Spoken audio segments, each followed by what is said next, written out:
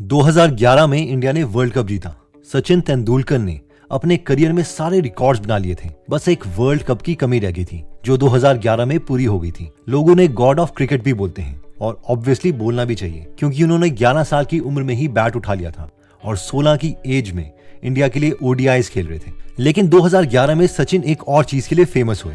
Actually उन्होंने foreign sponsors और advertisement की थी जिससे उन्होंने 5.92 करोड़ रुपीस कमाए थे। लेकिन 5.92 करोड़ की इनकम में से 1.77 करोड़ के लिए सचिन ने गवर्नमेंट से टैक्स डिडक्शन मांगी। लेकिन प्रॉब्लम ये थी कि सचिन को ये टैक्स छूट तभी मिलती अगर वो सेक्शन 80 RR के तहत ये प्रूव कर देते कि वो एक क्रिकेटर नहीं बल्कि एक एक्टर है। और ये डिडक्शन लेने के लिए उन्होंने क्लेम किया कि वो एक क्रिकेटर नहीं है, वो तो एक एक्टर है। सारे गवर्नमेंट ऑफिशियल्स हैरान थे कि भाई अगर सचिन तेंदुलकर क्रिकेटर नहीं है तो फिर दुनिया में क्रिकेटर है कौन। एनीवेज प्रोसीडिंग्स चली और दोनों साइड ने आर्ग्यूमेंट्स दिए और फाइनली सचिन को एज एन एक्टर कंसीडर किया गया और उन्हें 1.77 करोड़ की टैक्स डिडक्शन मिली। इन शॉर्ट लर्निंग ये है कि सब अपना टैक्स बचाने के लिए सारे अवेलेबल लीगल मेथड्स यूज करते हैं। चाहे अमेजॉन ने 2018 में 77,000 करोड़ की इनकम ही क्यों ना कमाई हो, लेकिन उन्होंने उस साल टैक्स 0 रुपीज दिया था। Yes you heard it right, 0 rupees tax. Even की नॉर्मल मिडिल क्लास एम्प्लॉय भी अपना टैक्स बचाने के लिए एड़ी चोटी का जोर लगा देता है। अगर आपको यकीन नहीं होता तो चाहे YouTube में सर्च करके देख लो, टैक्स सेविंग्स पर बहुत सी वीडियोस मिल जाएंगी जिनमें अच्छे खासे व्यूज हैं। तो पॉइंट यह है कि लीगली एक सेल्फ एम्प्लॉयड या एक मिडिल क्लास कैसे अपना मैक्सिमम टैक्स बचा सकता है। तो इसका आंसर है एक कंपनी खोल के। इससे पहले कि हम स्टार्ट करें मैं ये क्लियर कर देना चाहता हूँ कि मैं कोई टैक्स एडवाइजर नहीं हूँ और इस वीडियो में डिस्कस किए जा रहे सारे points rich dad advisor publication की book start your own corporation में दिए गए हैं। So let's start my dear sisters and brothers. इन सारे कॉन्सेप्ट्स को समझने के लिए हमें एक मिडिल क्लास परिवार का छोटा सा एग्जांपल लेना पड़ेगा जिसमें हस्बैंड और वाइफ हैं और उनके 2 बच्चे हैं। इस कपल का नाम है पप्पू और पिंकी। पप्पू एक फुल टाइम एम्प्लॉय है एक हॉस्पिटल में और पिंकी एक हाउसवाइफ है। ये दोनों अपने फ्यूचर के बारे में सोचते हैं और अपने फाइनेंसेस को कैलकुलेट करते हैं। कैलकुलेशंस करने के बाद इन्हें ये पता चलता है कि इनके पास रिटायरमेंट तक कुछ भी ज्यादा पैसे सेव नहीं होंगे और अगर बच्चों को हायर एजुकेशन देनी है तो इन्हें स्टूडेंट लोन लेने पड़ेंगे। और ये बात पिंकी को बिल्कुल पसंद नहीं है। इनकी सेविंग्स ना होने का एक और बड़ा रीजन है कि पप्पू जितने भी पैसे कमाता है एज एन एम्प्लॉय उसमें से मैक्सिमम खर्चा टैक्स देने में निकल जाता है। ये दोनों एक फाइनेंशियल एडवाइजर के पास जाते हैं जो इस कपल के लिए 2 सोल्यूशंस रेकमेंड करता है। सोल्यूशन 1, एक तो पिंकी को भी अपना काम स्टार्ट करना चाहिए ताकि फैमिली इनकम इंक्रीज हो जाए। और दूसरी चीज जो इन कपल को सजेस्ट की जाती है वो ये है कि अगर पिंकी सेल्फ एम्प्लॉयड है तो उसे एक कंपनी खोल लेनी चाहिए। इस टैक्स एडवाइजर की एडवाइस मान के पिंकी एक फ्रीलांसर बन जाती है और इसके लिए वो कंपनी रजिस्टर कर लेती है जिसके 2 डायरेक्टर्स हैं, पिंकी और उनके हस्बैंड पप्पू।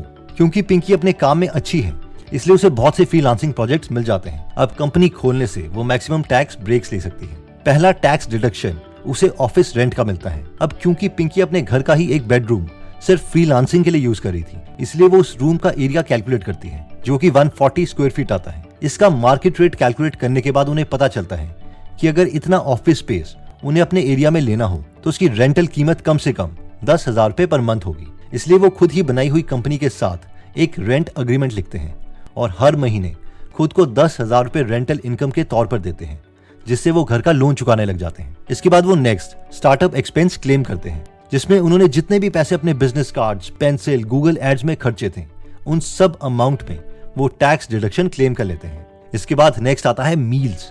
अब जब तक वो ऑफिस टाइम में ऑफिस में कुछ भी खाना खाएंगे तो उसे ऑफिस एक्सपेंस में डिडक्ट करवाया जा सकता है और इसलिए वो ऐसा ही करते हैं।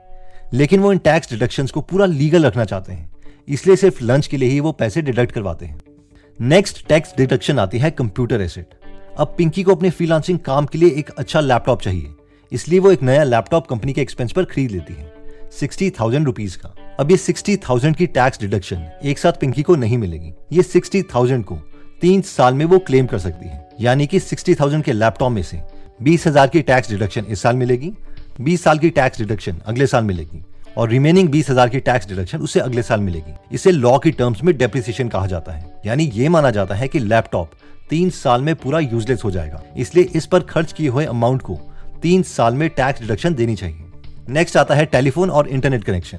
अब क्योंकि पिंकी को अपनी फ्रीलांसिंग सर्विस देने के लिए एक स्ट्रॉन्ग इंटरनेट कनेक्शन चाहिए और इसके साथ साथ उनसे बात करने के लिए फोन चाहिए इसलिए उसने एक नया सिम कार्ड और एक वाईफाई कनेक्शन कंपनी के नाम पर ले लिया। ऑब्वियसली पिंकी ये सब कुछ लीगल रखना चाहती है, इसलिए वो अपनी कंपनी का सिम कार्ड फ्रीलांसिंग कॉल के लिए ही यूज करती है। नेक्स्ट आता है एम्प्लॉय एक्सपेंस। अब जब पिंकी का बिजनेस और सक्सेसफुल होने लगता है तो दोनों कपल ने डिसाइड किया कि अब वो अपने बिजनेस से सैलरी ले सकते हैं, क्योंकि वो उस कंपनी के एम्प्लॉयज भी हैं। अगर तो पिंकी और पप्पू की एनुअल सैलरी टैक्स ब्रैकेट में कम रेंज में है तो इन्हें ऑलमोस्ट 0 रुपीज का टैक्स देना पड़ेगा। नेक्स्ट आता है ट्रैवल एक्सपेंस। पिंकी और पप्पू को ट्रैवलिंग बहुत पसंद है, इसलिए वो सोचते हैं कि क्या कोई ऐसा तरीका निकल सकता है जिससे वो अपने पर्सनल गोल्स और अपने बिजनेस गोल्स को अलाइन कर पाए, यानी जिस देश में वो घूमना चाहते हैं उसी देश में वो बिजनेस करने भी जाए। और एक्चुअल में हुआ भी यही। स्विट्जरलैंड की एक कंपनी ने पिंकी को एक असाइनमेंट दी, लेकिन इसके लिए उसे स्विट्जरलैंड में आके काम करना पड़ेगा। पिंकी ने ये खुश होकर ऑफर एक्सेप्ट कर लिया। उन लोगों ने स्विट्जरलैंड जाके काम तो किया ही, लेकिन साथ साथ फ्री टाइम में दोनों कपल ने नई जगहें भी देखी। नेक्स्ट आता है हेल्थ इंश्योरेंस और लाइफ इंश्योरेंस। पिंकी ने अपनी कंपनी में एक सिस्टम रखा है कि वो अपने एम्प्लॉयज को सैलरी के साथ साथ हेल्थ और लाइफ इंश्योरेंस भी प्रोवाइड करेगी। अब क्योंकि एज ऑफ नाउ सिर्फ पिंकी और उनका पति पप्पू ही एम्प्लॉय हैं, इसलिए उन दोनों को कंपनी की तरफ से इंश्योरेंस मिलती है और इसके लिए कंपनी को टैक्स डिडक्शन भी मिलता है। नेक्स्ट आता है एजुकेशन और सब्सक्रिप्शन। पिंकी हमेशा से और पढ़ना चाहती थी, बट फैमिली में पैसों की कमी की वजह से वो ऐसा नहीं कर पाई, इसलिए उसने डिसाइड किया कि अब वो हायर एजुकेशन करेगी। अब क्योंकि पिंकी वो वाले कोर्सेज करना चाहती थी जिससे उसके फ्रीलांसिंग करियर यानी बिजनेस में डायरेक्ट इंप्रूवमेंट होगी, इसीलिए उसने अपनी हायर एजुकेशन के लिए भी टैक्स रिबेट ले लिया। नेक्स्ट आता है फैमिली जॉब्स। पिंकी का बिजनेस बहुत बड़ा हो रहा था, तो उसने सोचा कि क्यों ना कोई और एम्प्लॉयज रखने की जगह फैमिली में ही किसी को जॉब दे दी जाए, इसलिए उसने अपने बड़े बेटे और सिस्टर को जॉब दे दी और उस एम्प्लॉय सैलरी में भी कंपनी को टैक्स डिडक्शन मिलने लगा। अब हमें से कई लोग बोलेंगे कि क्या ये सब लीगल है कि अपने फैमिली को ही सैलरी दे दो और टैक्स बचा लो। तो एज सेड अर्लियर, हमने एक्चुअल में अपनी फैमिली मेंबर्स को जॉब देनी है। वो एक्चुअल में काम करेंगे और एक्चुअल में वो कंपनी के एम्प्लॉयज होंगे। अगर वो एक्चुअल में एम्प्लॉयज नहीं है और हम सिर्फ टैक्स बचाने के लिए झूठी सैलरी दे रहे हैं तो हाँ, ये इलीगल है।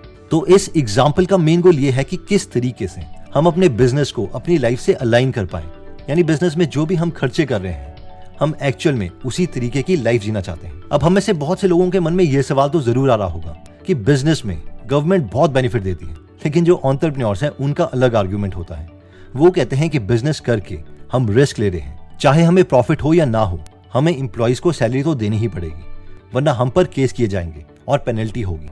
हम लोग ही न्यू जॉब्स क्रिएट करते हैं, सालों तक अपने पैसे, अपने घर वालों के पैसे, इवन लोन के पैसे जो मिलते हैं, हम उन सब को एक बिजनेस में लगा देते हैं। और अगर गवर्नमेंट हमें ये टैक्स डिडक्शंस नहीं देगी तो हम भी बिजनेस की तरफ नहीं जाएंगे, हम भी एक जॉब ही करेंगे।